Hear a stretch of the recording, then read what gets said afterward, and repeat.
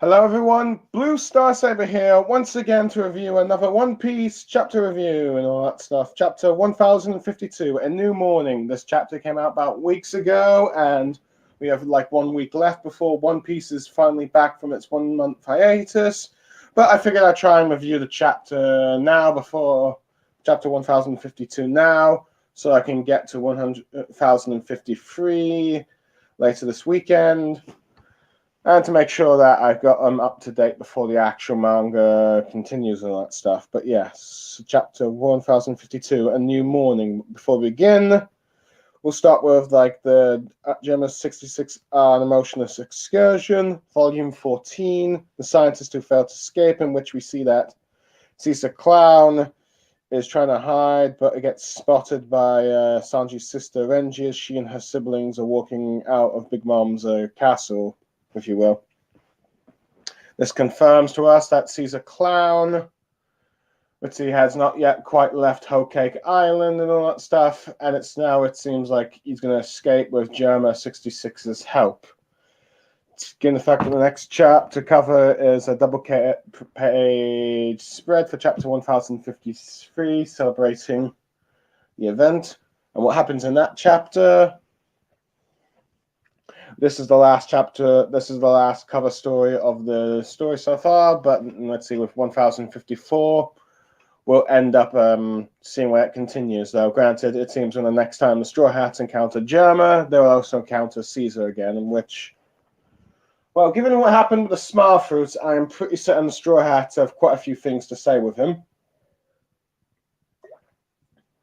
I mean, they already think he's a scumbag and a loser, but they're going to think he's even a bigger scumbag, given the fact that those Smile Fruits had the side effects of those poor residents in Ibuzu Town, which I'm not going to like. But yeah, it'll be an interesting reunion. Granted, let's see what happens to Let's see. Granted, there seems to be some sort of mad reunion that probably will eventually happen with Vegapunk, so who knows? That will probably happen. Now we'll find out whether or not Queen can attend, but yeah. Anyway, on to the actual chapter. I've gone on long enough. We're back at the... let's see, the chapter begins at the Sacred Marija, the headquarters of the world government, particularly the home place of the world nobles and the five elders. With the elders commenting that Nika has finally returned to the world and all that stuff, and are shocked that two emperors are being defeated at the same battle at the same time, aka Kaido and Big Mom. And they're unable to cover this up because it'll be spread all over the globe soon. And the timing can be bad for them, any worse for them, and they have to try to figure out how they're going to cover it up. As they are messaging, I believe, CP0 agents who are just outside Wano and all that stuff, which are reporting that Zao, or Shinichi, the giant elephant, has disappeared and all that stuff, as it slipped away in the mist, apparently. With the more elderly of the five elders, the one that always holds the sword, realizes that they're not opening the Wano country up and want to remain an impenetrable forces, meaning that they cannot go in there and take over and all that stuff. Realizing that someone over there has changed tactic and was probably very clever to do so, or very shrewd, if you will. And they cannot send their forces, as they cannot send their forces to occupy the nation. With the youngest one asking, the blonde-bearded one, asking that they make sure that the CP0 agent will bring back Nico Robin. And while the CP0 agent says they'll do so without fail, let's see, they eventually lose contact as they realize their signal's being jammed. As they're wondering, as we don't know who's intercepting them, though the next chapter we actually confirm who it is, but they're pretty much asking, let's see who they are and all that stuff. But it seems to have also been, but during the communication, they seem to have also been interrupted by someone that says they'll be right there in Wano and all that stuff. And we'll find that out towards the end of the chapter. As the narration goes on about how the land of Wano is freed after 20 years of tyranny, And the victory is back to Kozuki clan. But we're cutting back to Onigashima, where we see ex-Drake, Witzy wounded, with the wounded Hawkins. With Hawkins asking him if he's actually a Navy man. With Drake wondering if that's really what he came to ask. With Drake asking, wondering if his let's see what is going on with him, as he said his divine cards said that he'd be fine and all that stuff, as long as didn't betray Kaido. And now he looks like a total wreck. When Hawkins Field said how he only sank to working with Kaido because he sensed the death of the presence of the monster with his cards and all that stuff. But Kid and Killer faced death bravely and continued their resistance and all that stuff and continued to face them and survive. And even though he had foreseen, and even if he did foresee their victory in the end, he's wondering how he could possibly come back and suck up to them again after that betrayal. With Drake thinking that the one that, thinking back to their conversation earlier about, someone going to betray, with Drake asking if he's going to betray the Beast Pirates, now would be the time. With Hawkins telling him that there was a certain pig man that has a survival of 1% chance of living. With Drake, says sucks to be him and all that stuff. With Drake finally realizing that the person that he was talking about, as Hawkins ends up confirming that it was him, as he drops down, with blood dripping and all that stuff, with his fate left unknown. Anyway, it's revealed that we've cut 7 days later, or it's actually 7 days now, or at the very least. I'm not sure if the chapter in itself had a time skip, or this chapter itself a time skip from the last one. As we're back to the capital, and no one's taking down the decorations, as the Shogun or Momonosuke has declared that they will have another festival to celebrate, the end of the Beast Pirates. And then we see them students who were being taught by that snake gifter with the long neck, Sabri, that was eventually defeated by Brock, along with other of Black Maria's subordinates.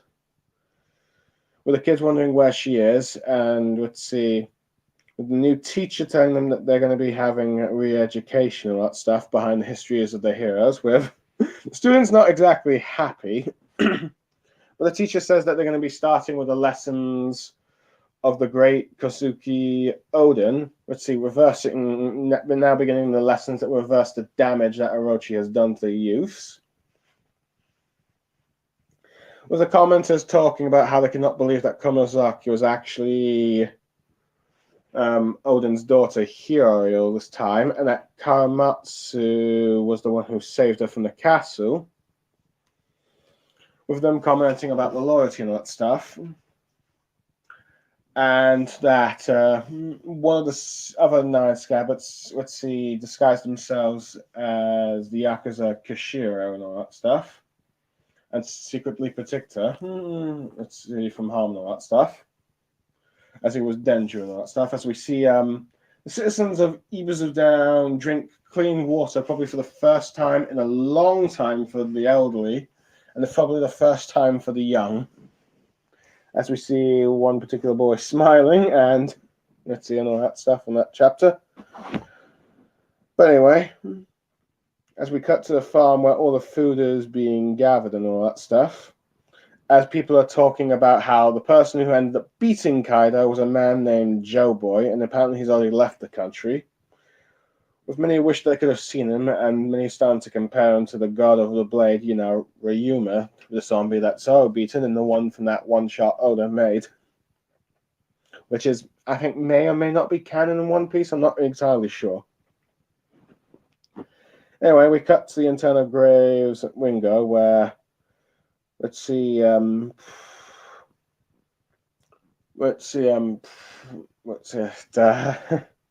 Kimimo and Karamatsu are talking about building temples to all the heroes of Wano that have happened for the last 20 years or died and all that stuff. and making a shrine similar to like the Ryuma god of the blade. One for Lord Odin, the daimyo that fought for the country, with like Lord Yashi, and also with Ashuri and Izo confirming that those two have indeed died from the war. Let's see, and their wounds from like the raid of Omegashima, where let's see, and all that stuff. With Kawamatsu reunited with let's see, with that dog creature from One Piece, from that was the pet of like that one daimyo from the same clan as Yashi. Let me just get the names up. I should always get these. I always forget to get the names up. Residents. Where's the residents? Residents. Here it. Inhabitants. Yeah.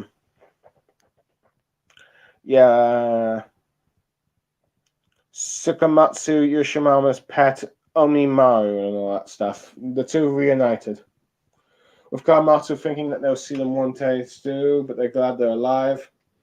With Kimio talking to Markov that it's fine for Izo to be buried here, but which he agrees, so thinking it is probably best for someone to be buried in their own country.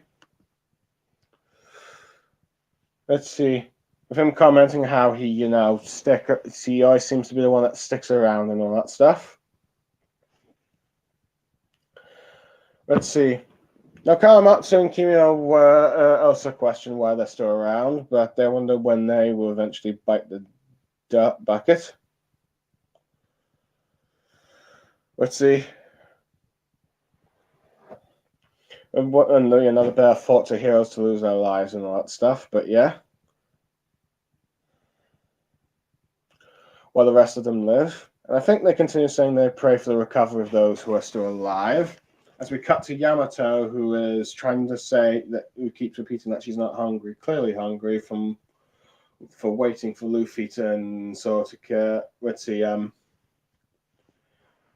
wake up from their injuries with Hiyori telling her brother and Yamato that Luffy and Zoro are awake, to Yamato smiling, with Hiyori kicking Momosuke in the face, with him commenting that she's clearly not gone over a tomboyish side towards him. But he says it doesn't hurt at all, as she ends up kicking him like she did when they were children. Anyway, Zoro and Sanji wake up to this classic meat booze, with Momosuke and Yamato running to greet them as everyone is celebrating and eating food at a table and that stuff. We see the Minx doctor and nurse. Nami, I think, reading to Otoku. Sanji sitting next to Kikaku, I think. Chopper telling Zoro to take it easy. Brock playing music with Nakamoshi. Also, Wonder is there.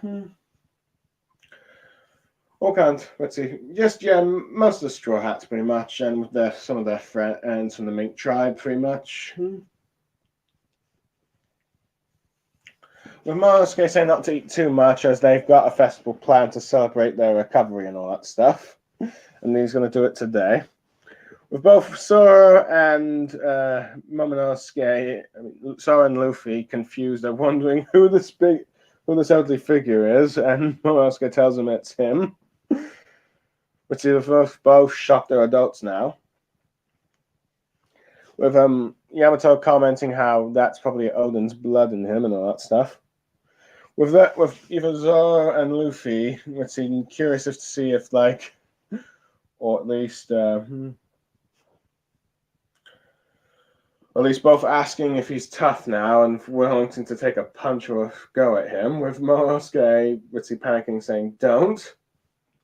Tries to do what he normally does with Nami, and tries to clung on to her, saying, Nami, please protect me from the scary Luffy and all that stuff. But now he's an adult, he has an adult's body. Naomi is not comfortable with him jumping into him and punches him to get away. But Momonosuke tries to say, but he's still only actually ate deity deep down and all that stuff. Even though he says the punch didn't hurt, which it clearly does, which Naomi can clearly tell. But she's still not probably going to let him jump on any now and all that stuff. But both Luffy and Zoro that's saying after doing one of Nami's punches, he's clearly tougher. Meanwhile, Brock and Sanji are enjoying the fact that Nami can no longer have what they consider privileges now that he's technically an adult, or at least has an adult's body. Though Yamato says that he's like, let's see, a kid on the inside but old on the outside, trying to put a tray on his head to make him look more like Olden, as he even has a similar annoyance reaction to it. Yamato telling him to be just grateful for the body his parents got, and someday he'll probably be the greatest samurai of this nation. Him commenting he will try and all that stuff.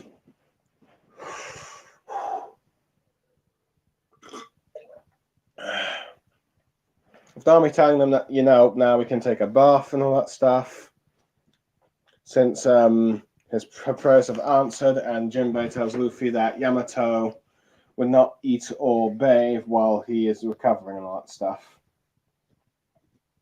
With Luffy thanking Yamato for the concern, they're ready to do it and all that stuff. With Jinbei commenting that Yamato's a nice person. I'm getting too much into details here, sorry.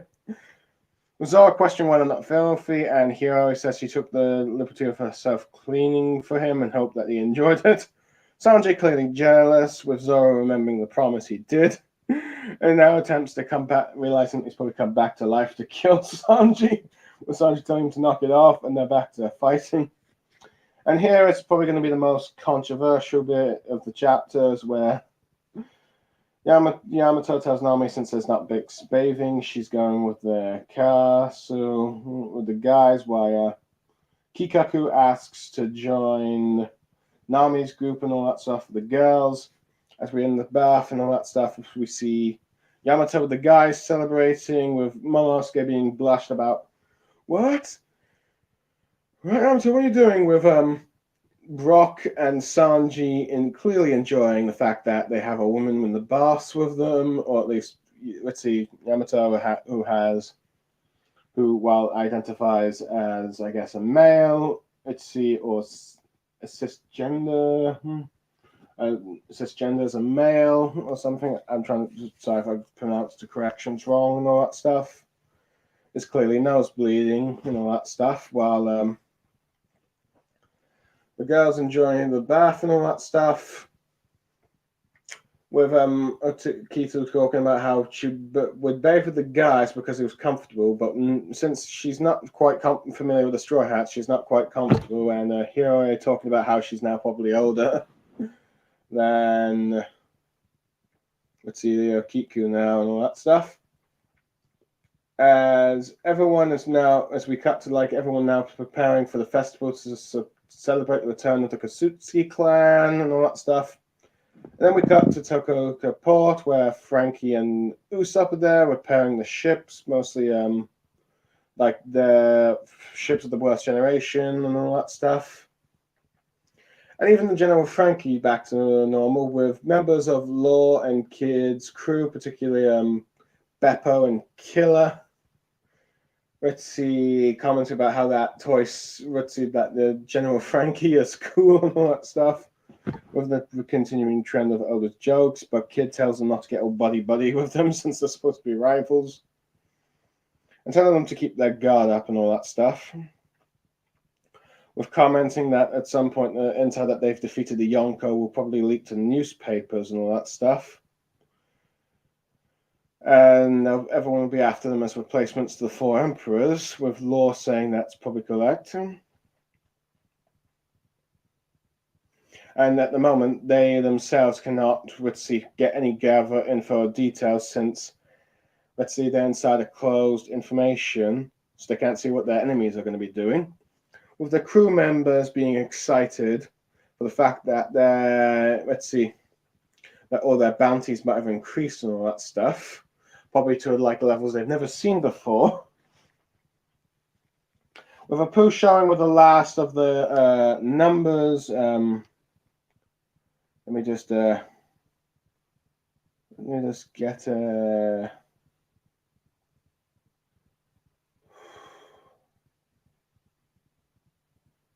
let's see. Hold on, let me just Beast Pirates. The first one, Inabi, or let's see, all that stuff. As they have still not been taking the battle, and it appears that Inabi has fully joined Apu, and part of his crew as they're now selling off and all that stuff. As he makes a joke about how the information may have linked, but Kid clearly thinks that he has leaked it. With him, giving a newspaper about the new bounties and all that stuff, asking Kid, throwing it in front of Kid's face and all that stuff about what their bounties are and they're now calling the 4 new emperors. As we cut to a man flying, flying in the sky and all that stuff, with someone asking where he is, and he tells them to tell Sakushi that he's in the air, and they're asking where he is in the air, and he's up in Wano and all that stuff, with them saying not to make any things worse, as it's revealed to be the Marine Admiral Ryuku, getting like GG's and no, and it's revealed that he's flying on a flower thing, ending the chapter. Oh boy, that was a lot of summary. I did not expect it to be that long, but boy, a lot did happen in the chapter. And again, I did take 2 minutes to talk about the cover spread, so my fault on that part. But anyway, on to my thoughts on all that stuff. Let's see, I like how we got to see the world, the 5 elders react to the fact that not only has their worst fear of Nika, the sun god, returned, or the true power of the heat of the Gum Gum fruit has finally come back, but at the same time, as a result, and at the same time, 2 emperors have been defeated, so this is the worst timing because return of, Joe Boy, or the sun god Nika, will no doubt, intertwine with the defeat of, 2 emperors, and there's no way they can cover up this news because when 2 Yonko have been defeated, that's going to cause world headlines, as that would be quite the shock. It was just shocking. After all, it was shocking enough when Whitebeard was defeated, but now that 2 Yonko are defeated, and the last 2 of the Rocks pirates, no doubt, this would spread news far and wide, even though that bit of the Rocks pirates have been defeated. But interesting, I do like how they end up communicating with like the CP0 agents about what is going on with Wano and all that stuff, and the fact that, due to the fact that we learned that Shinichi has left since Momonosuke is not opening with borders, meaning it's not the right time to welcome Joy Boy and all that stuff to the world, or Wano to the world, which is clearly the smart move, as the world government would have attempted to overtake Wano, and clearly, given the fact that they've already had a group of pirates and outside force already trying to occupy them and subjugate them to their will and stuff, Wano probably cannot, is probably not willing to take another with these beasts with the world government, a more powerful military force than possibly Kaido, at the very least, or at least one with even larger numbers to deal with, in which, after this raid, they probably need time to rest, recover, and replace the military that they already have, and all that stuff. So there is that. And they seem to also end up catching, the admiral that ends up flying here. Communications, but they're also being interrupted by another unknown figure and all that stuff, or group. But anyway, it's interesting that we finally got an understanding of who, Hawkins was talking about, as who that one person had a 1% chance to survive is, as he's talking to Drake, who he questioned earlier, who I like that he figures out that, okay, like Apu, that Drake is clearly actually a Marine agent and all that, a Marine spy that was sent to spy on the Beast Pirates and all that stuff. Now, granted, they're both completely wounded and all that stuff. I do like how, let's see, it's actually revealed that Hawkins, even though he predicted he would die against Kaido, but if he opposed him, but yet Kid and Kid and Killer, who even though they had zero chance of winning against him at the time, still defied him, still opposed him and all that stuff, and they lived to see a chance to, face him again in the future, and this time in the prediction that Hawkins shows that they will win, but given the fact that, given the fact that, if he came back crawling like, oh, I made a mistake and all that stuff, my prediction said that I would survive if I joined them, but now it's only if I survived you. It'd be like groveling to them, and he has enough pride not to grovel back to Kid and all that stuff, so he took his chances, even though his card said that he would most likely have only a 1% chance of surviving and all that stuff. I do like how Drake figures this out.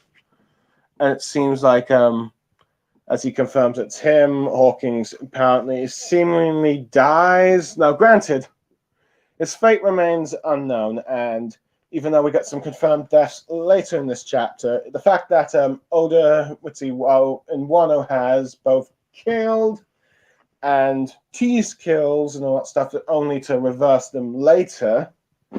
Kinemon being the pretty much perfect example, and Kikaku, that stuff.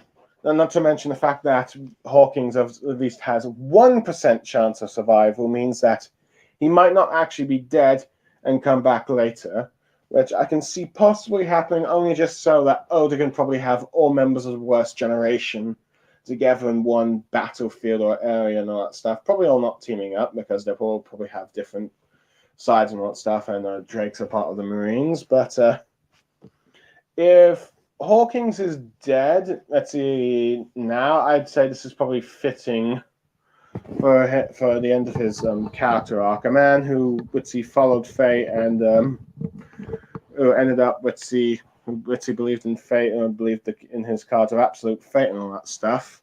Followed them to a letter. Thinking that's how he would survive. And even though the rivals who had made allies and now turned enemies, defied what his cards said. In the end, the card shown that in the long term, they'll succeed.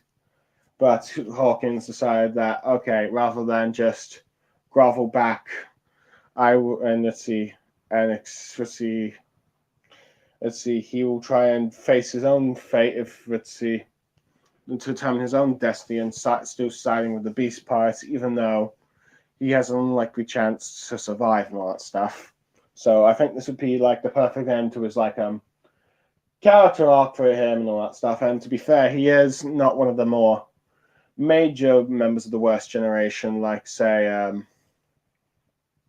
Luffy, Zoro, Law, Kid, and Killer and all that stuff. Those are the main five. And not to mention, we still got two other supernovas that were Worst Generation members that we still got to learn about, such as the Mad Monk Rouge and Jewelry Bunny, since the last arc had her disguising herself as a queen, that might be her true identity, and apparently she's a citizen from the same kingdom as Kuma, so we got to learn all that stuff and why Akainu was originally glad that they caught her originally and all that stuff back in the time skip. And not to mention, we got to learn about a bit of Mad Monk Goog and probably find a bit more insight to how he ended up defeating a sweet commander from Big Mom's forces and whether or not he'll be an ally or an enemy against Luffy later on and all that stuff. So that's that. For all we know, he might be an ally of Blackbeard, for all we know. But we'll just have to wait and see. Because clearly Oda is going to do something, clearly got some plans for them.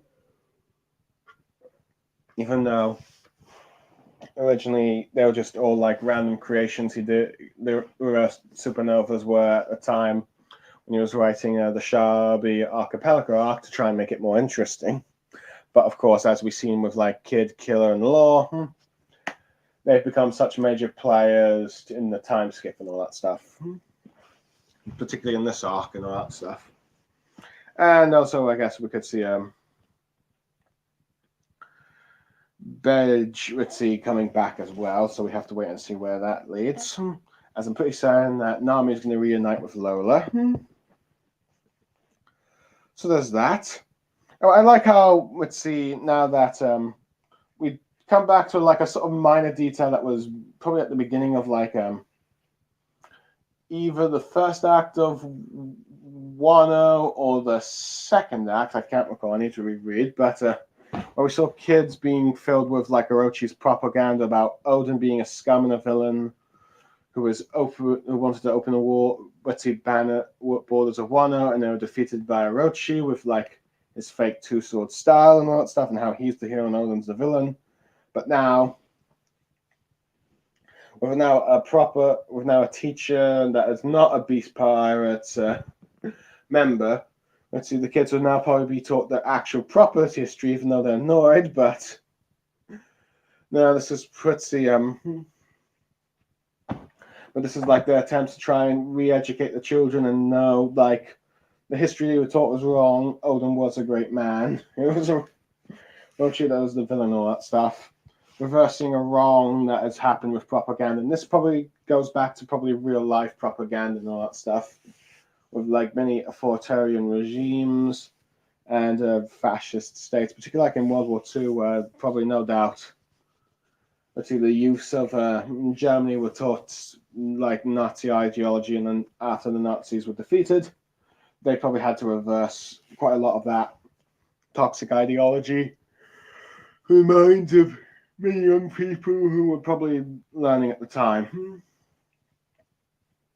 I also like how we got minor details of like the poor citizens of Evil-Town drinking water, and they actually have genuine smiles now, even though they can never undo the effect of the smile fruit. But this time they can have actually something to be happy about. This chapter here, we end up also learning that instead of Luffy getting the credit, is like the alias of Joe Boy is the one that apparently defeated Kaido, and he's left. And the citizens of like blah blah blah, and they've become comparing him to like the samurai Ryuma, which we end up learning the reasons why this is the case next chapter. But I'm not going to spoil it here because it's like a review for 1052. But it's nice to see that. But it's interesting at the same time that the rumor of Joy Boy is now probably going to be spreading, and no doubt, I wouldn't be surprised that, let's see, as Luffy ends up being using his like devil fruit of like Sun God Nika, the name Joy Boy will probably spread amongst some more in the world as this hero and all that stuff, or people begin to wonder who is this Joe Boy. And why do people prefer Straw Hat to that? But heck. I also do like how they talk about, the citizens talk about how, Hiyori survived as Kurosaki with like both Kawamatsu and Denjiro and all that stuff. Anyway, this chapter also finally confirmed with like, as Kimuron and Kawamatsu talking about, burying Oden and like the Falber Daimyos here. We finally got the confirmation that yes, we finally did have some deaths amongst the 9 scabbards. One of them was perhaps pretty obvious with what we probably appears to be obvious was Ashura Donjin, who clearly had died from his wounds from like the exploding fake Oden that Kanjuro did, who I am not sure is like alive or dead. I'm assuming that he's probably dead. Same with Orochi and all that stuff. And that Izo had surprisingly died against the CP0 agents, which some beg to question Now, why these two are like us dead instead of like Kimino and Kikaku, who probably suffered much more fatal wounds against Kanjuro and Kaido. But I guess looks like Oda still has plans for like these two characters. Get a bit more in Kikaku later, but like Kimino clearly has like that. Let's see, he does have his own reunion to possibly get back soon and all that stuff. And possibly the reason why these two, Ashura and Izu ended up dying because Izu's the one that left Wano and never came back. But see, it's not entirely his fault because Oda never told decided to leave Izu there with the Whitebeard pirates, thinking that he's made a home with them and all that stuff.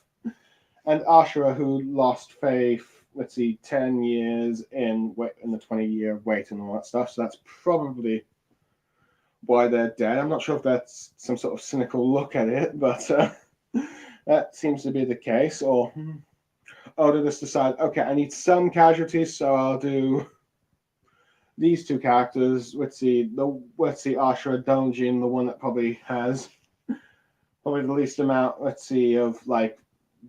story going forward, as I can see the other scabbards going forward and all that stuff, and the fact that Izu, once a member of the Whitebeard Pirate and all that stuff, probably is now complete with like his return to Wano and all that stuff. Probably doesn't need to be used anymore. And so there's that. Though I do like the fact that Kawamatsu is reunited with Omura as well, since it seemed like when we last saw him, he would never show himself to Kawamatsu again. And all that stuff, and he was gone and all that stuff. And that would have gone and all that, and gone and all that stuff. But here they're reunited. And and on the graves for them, the dummy and all that stuff. But yeah. But I do like how Kimino and Marco just comment about, how they seem to survive and all that stuff while everyone else gets buried. Of losing like heroes on battle where they live. Though they, of course, pray for the recovery of others, and we end up finding, one thing I do. I have to admit, I was surprised. Was surprised that I probably shouldn't have been, is the fact that Hiyori, turns out, even though there's a lot of areas where she matured, despite being a tom girl when she was earlier, do seem to at least have that habit of kicking her brother in the face and all that stuff. And you can clearly see her in a sort of facial expression of like what she used to do. So, which I suppose makes some sense because she never really probably had a normal childhood growing up once like her father was killed and all that stuff. So there's some areas where she probably matured. There's some bits that clearly that made her feel like a bit young and naive and all that stuff. But Momonosuke is trying to say that, it doesn't hurt and all that stuff. I do like how Luffy and Zoro just end up reacting to them meet as normal and reacting to Momonosuke being an adult, not recognizing him and decide like, hey, let's fight. All that stuff.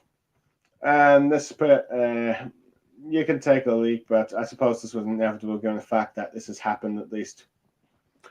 This happened 3 times before, of Momonosuke being a pervy little kid and using his like age to an advantage to like gritty hug Nami, so to get close to feminine parts, if you will. But this time, now that he's an adult, Nami's having none of it. And yeah, though we'll admit, Sanji and Brock's reaction is priceless. You're an adult now, so you don't get that privilege anymore. No, Momonosuke says that he's still technically 8, which does lead to probably some ethnical questions, but I guess who knows? But that's probably not to go in there. But yeah. But yeah, I do like how Yamato just tries to make him like Odin, and with like the tray with the hat thing, but Momonosuke he's having none of it, even though he's acting completely like how Odin would act annoyed and all that stuff. But of course, his body is strong, which saw in Luffy comment, given the fact he immediately recovers from being punched by Nami and all that stuff. and he'll probably be the strongest samurai eventually and all that stuff. I do like how Yamato seems to slowly be building the friendship within the Straw Hats, as Yamato ended up waiting for like Luffy to recover first, and Luffy's just thanking him for that. But with Jinbei commenting how nice he is, and all that stuff. But I do like how Sanji ends up being jealous of Zoro, who is being washed by Hiyoi, since Sanji cannot let Zoro have any beautiful woman fall for him and all that stuff. But I do like how the two are back to their old rivalry, with Sanji being annoyed and Zoro remembering the promise to Sang to finish what he started, if you will. But he's clearly having, but Sanji's being annoyed, saying that was before, but now he's like fine and all that stuff. And this is the bit where I think is going to be probably the most, like I said earlier, the most controversial. The bath thing with like Yamato with like the guys and Okiku with the girls, would see depending on how you feel about transgender rights and all that stuff. I am perfectly fine with it and all that stuff. In fact, I support trans rights and all that stuff. So, yeah. But I think this is after a while. But I do recall probably when before this chapter, right, there was a Viva card that confirmed that, okay, Yamato identifies as a female, even though there caused a huge debate about what her actual gender is. But clearly, this is probably rekindled it with like Yamato going in the bath with the guys and all that stuff. And since Okiko identifies as a woman, she's going in the baths with the girls and is not comfortable with the guys. With like the Straw Hat guys, like she was with the 9 Scabbards and Odin and all that stuff. So I suppose for some people this was like a powerful moment for transgender rights, representation of transgender people in a Japanese manga and all that stuff. But who knows? I guess that's more of the US culture war kind of thing going on, while probably that doesn't really happen in Japan and all that stuff. But yeah, Sanji and Brock, priceless, priceless, and who knows that Yamato's amongst the crew. If Yamato does join the crew, perhaps Nami can rest easy that Sanji and Brock will probably ogling Yamato too much to busy trying to sneak a peek with her, perhaps. But oh boy, I shouldn't get into that really. Well, granted, there are amongst the women's bath, there's one notable exception. As we learn with the guys later that Frankie and Usopp are too busy repairing like the Worst Generation, their ship and the Worst Generation ship. But while we see them among the girls here, like Carrot, Speed, Nami, Hiyori, Okiku, Shinobu, Tama and her dog, and Otoku and all that stuff. Robin is not here. That's left many people at the time question where she is, and left to suspect that she's trying to find the Rio poneglyph that's here on the island and all that stuff. Whether or not I'll confirm that, it will be confirmed next chapter if that's the case. But yeah, that was the thing here. I do like how the joke about Frankie's Iron General being a robot, giant robot that boys just love anywhere and women don't and all that stuff. And you have like Killer and Beppo being excited about it and Frankie being proud. The Captain clearly says not to get buddy. As I do like how Law and Kid are contemplating, like now that they've defeated like Yonka, their bounties surely have gone higher, and their enemies will try and make a move to now oust them since they ousted Yonka and all that stuff. I'm wondering like who the next Emperor's Law and all that stuff, but that's quickly found out that due to Apu, who's already probably confirmed to have leaked the information to the world news and all that stuff. He's come here with now, who's now no longer affiliated with the Beast Pirates, is now going his own way, which I am curious to see what Oda has in store for him and the number giant that he has that's now part of his crew, which will make him quite the formidable foe, unless, who knows, if he has more numbers with him. I'm not sure, we'll have to wait and see, but probably just this one and all that stuff.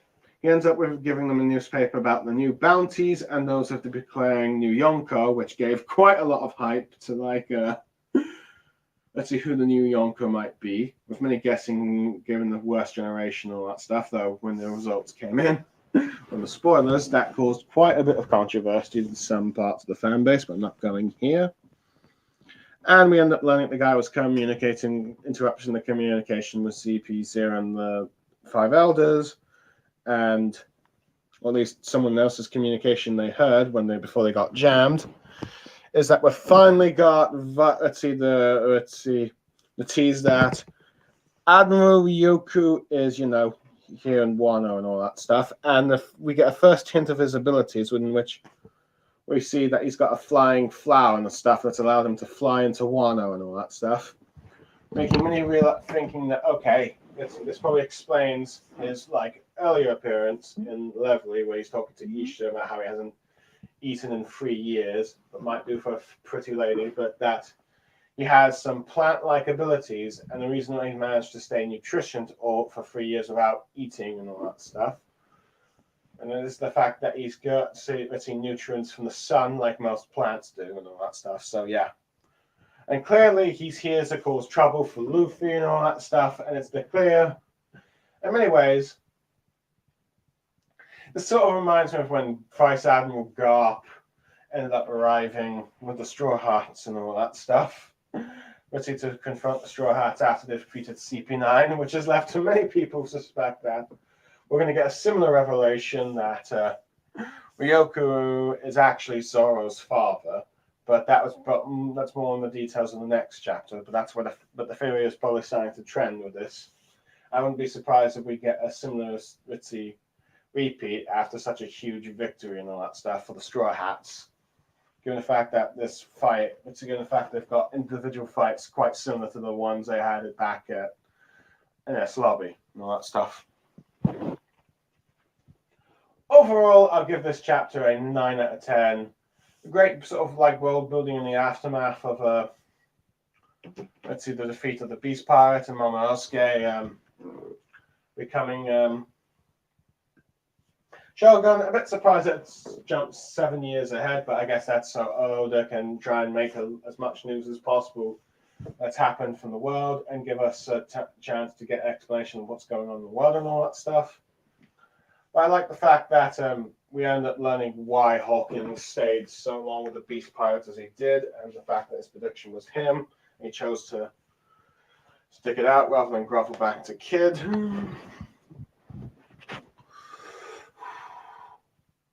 Let's see, we got the confirmation of that Twitzy and Izo and Arashi are dead, so I guess you could say that Shinobu and Hiro has replaced them amongst the 9 scabbards, or at least the 9 figures that would introduce Momonosuke to Wano and all that stuff. Not entirely a fan of the joke, let's see, of Momonosuke jumping on Nami and all that stuff, only to be rebuted, but I suppose it's funny with Sanji's reaction. Let's see. Yeah, let's see, the bath scene is probably a bit of fan service thing, though, granted, compared to, say, let's see, Fairy Tail or anything Hero does, it's rather tame in comparison, and to the extent probably the One Piece anime. But yeah. But nevertheless, I suppose there's at least some intrigue about where some of the other Straw Hats are, like Robin and all that stuff. And I do like the fact that, let's see, the tease about, okay, these are, let's see, new bounties, and who are named Yonko. It led to many theories and all that stuff.